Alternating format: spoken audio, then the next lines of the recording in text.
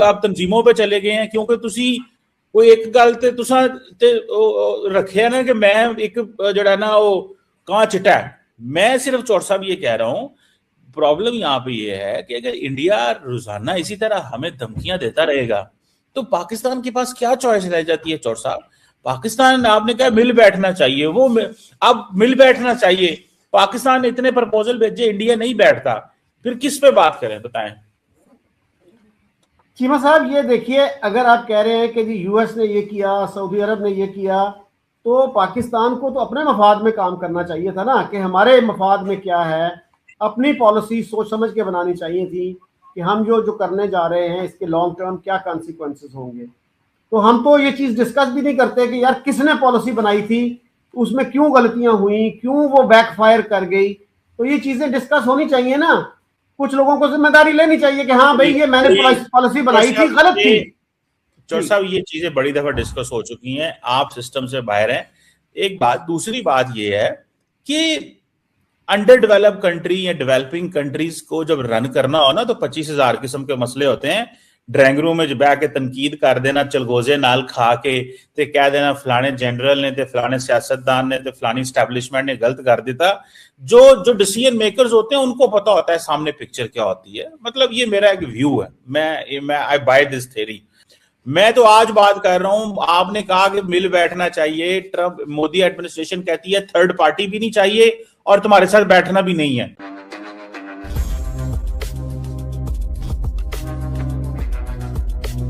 वो कह रहा है थर्ड पार्टी के साथ भी नहीं बैठना और डायरेक्ट भी नहीं बैठना। दसो पाकिस्तान की करे होने थे।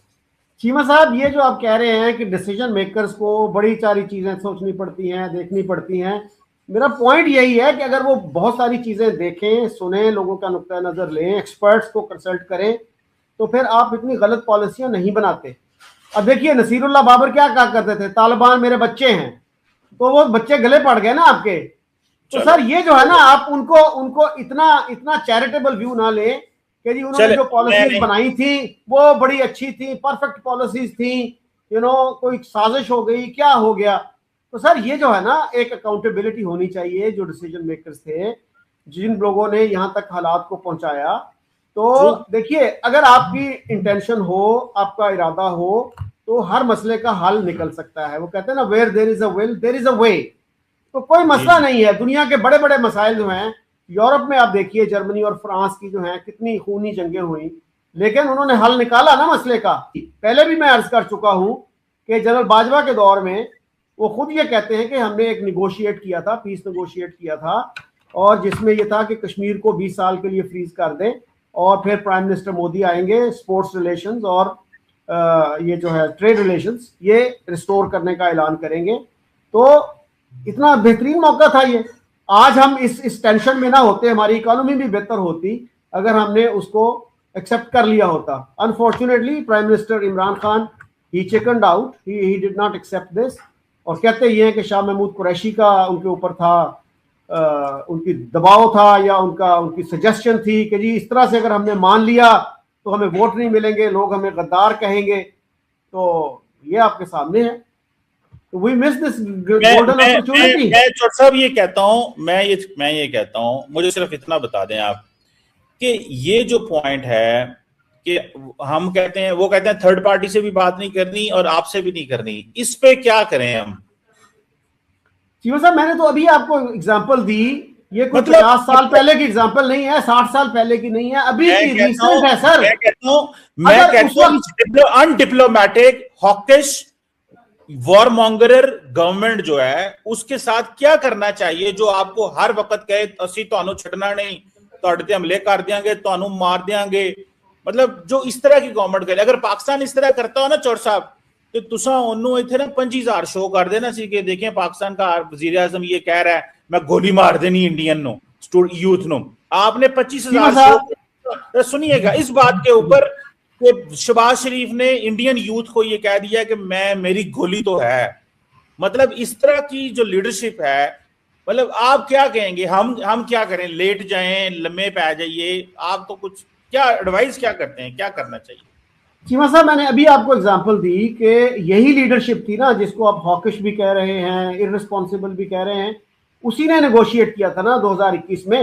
यार तो इधर से अभी भी कल की बात है, इस पे प्लीज रिसर्च कीजिएगा, हमें मुझे बताइएगा कि क्या एग्रीमेंट हुआ था, क्या नहीं हुआ था, और क्यों प्राइम मिनिस्टर इमरान खान ने उसको एक्सेप्ट नहीं किया। मैं तो कहता हूं भाई, prime minister Imran Khan, India ने 50 दफा चीजों से बैकआउट कर गए यार। जब मुशर्रफ फार्मूला लेके गया था, मनमोहन सिंह बैकआउट कर गए थे बहुत सारी चीजों से।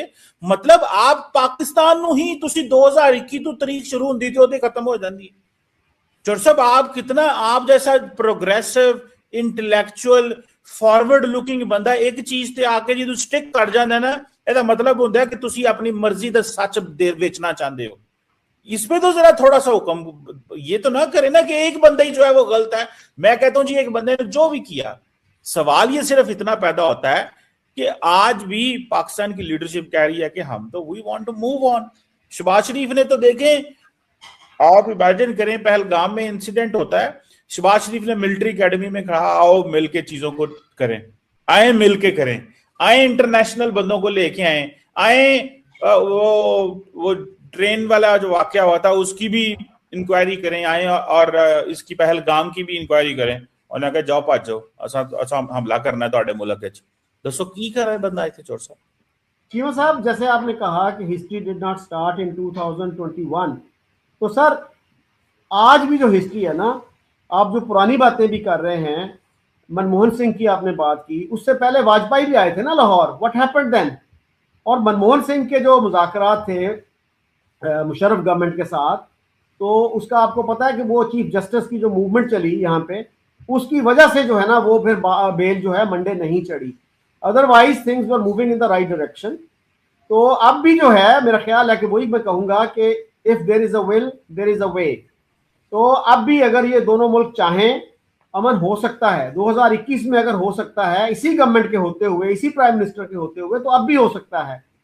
बिल्कुल बिल्कुल सही कह रहे हैं चौर साहब, अमन हो सकता है। लेकिन मैं तो कहता हूं आपको थोड़ा सा ना पाकिस्तान को अप्रिशिएट कर दिया करें कि पाकिस्तान चाहता है कि चीजें आगे की तरफ चलें। ये धमकियों का सिलसिला चौर साहब बंद करवाएं आप, आपकी सुनी जाती है।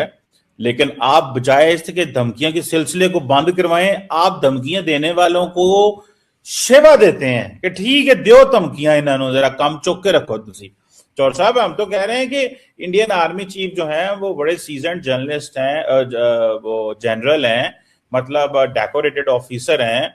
उनको चाहिए यार कि मतलब ऐसे थोड़े ही मतलब होता है। तुसी कहते नहीं नहीं ठीक है खिंच कर रखो जरा पाकिस्तान। चौर साहब कमाल गाल कह रहे को यार, हाँ बैठना चाहिए इनको। और ये इंडियन गवर्नमेंट गलत कर रही है जब ये कहते हैं कि ये बैठने को पसंद नहीं करते, तरजीह नहीं देते। ठीक है, मतलब हम कहते हैं आओ बैठ के मसला हल करें, वो कहते नहीं ਤੁਹਾਡੇ ਨਾਲ नहीं करना चाहो। आप कहते हैं वो तुसा फलाने दौर इंज कीता सी ना ते तां इंज करदे ने। हमारे पास भी 10 ऐसी ऑप्शंस हैं कि जनाब फलाने दौर में हम ये करना चाह रहे थे तो ये। पर चौर साहब ਹੁਣ ਤੁਸੀਂ ਚੌਧਰੀ ਸਾਹਿਬ ਅਸੀਂ ਤੁਹਾਨੂੰ ਕੀ ਆਖ ਸਕਦੇ ਹਾਂ, ਤੁਹਾਡੇ ਤਰਲੇ ਕਰ ਸਕਦੇ ਹਾਂ कि मना लो मोदी साहब ਨੂੰ ਜਿਹੜਾ ਨਾ। चीमा साहब, गुजारिश ये है कि फिर मैं वही कहूंगा कि अगर आपका इरादा हो, आपकी इंटेंशन हो कि हमें ताल्लुकात बेहतर बनाने हैं, तो देर आर 1000 वेज। तो उसमें जो है ना, हमारे पास एक बड़े पीस एक्टिविस्ट हैं, he is a retired major general Mahmood Durrani साहब हैं, और उनसे हम फ़ायदा उठा सकते हैं। और वो एम्बेसडर भी रहे, नेशनल सिक्योरिटी एडवाइजर भी रहे, he can take an initiative, लेकिन अगर इरादा हो तो। जय हिंद दोस्तों, नमस्ते। निक स्पेशल की रिएक्शन वीडियो में आप सभी का स्वागत है। दोस्तों, ये पाकिस्तान जिस अमेरिका के दम पर उछल रहा था ना दोस्तों, उसने ऐसा झटका दिया दोस्तों, इन्होंने कभी सोचा भी नहीं था। दोस्तों, इनके पैरों तले जमीन हट गई है पाकिस्तानियों के। अब दोस्तों, यूरोपीय यूनियन को भी उसने मना कर दिया पैसे देने के लिए। ट्रंप ने कहा इनको पैसे नहीं देने। दोस्तों, इनको सऊदी अरब से भी मना हो जाएगा, लेकिन दोस्तों इनको कहीं से पैसा नहीं मिलेगा। ये जिस फंडिंग पर उछल रहे थे ना, जिस फंडिंग के दम पर दोस्तों आतंकवादी घटनाएं कर रहे थे और गलत गलत बोल रहे थे, दोस्तों ये भारत के खिलाफ अब बोल ही नहीं पाएंगे। मोदी जी अभी नहीं छोड़ेंगे नहीं, इनकी एक एक करके बहुत ही बुरी तरह से हालत करेंगे इनकी, जितने भी लोग हैं। दोस्तों, मोदी जी इनको छोड़ने वाले नहीं है। अब दोस्तों इनको ना फंडिंग मिलेंगी ना कुछ। ट्रंप ने धोखा दे ही दिया, इनकी ऐसी तैसी कर दी है। अब इनकी हालत बहुत बुरी होने वाली है। अब ये सोच रहे हैं इनका क्या होगा। दोस्तों, अगर आपको हमारी वीडियो पसंद आई तो प्लीज़ लाइक करें, सब्सक्राइब करें, शेयर करें और कमेंट में ज़रूर बताएं कि आपको वीडियो कैसी लगी है। तो मुलाकात होगी आपसे अगली वीडियो में, तब तक के लिए जय हिंद।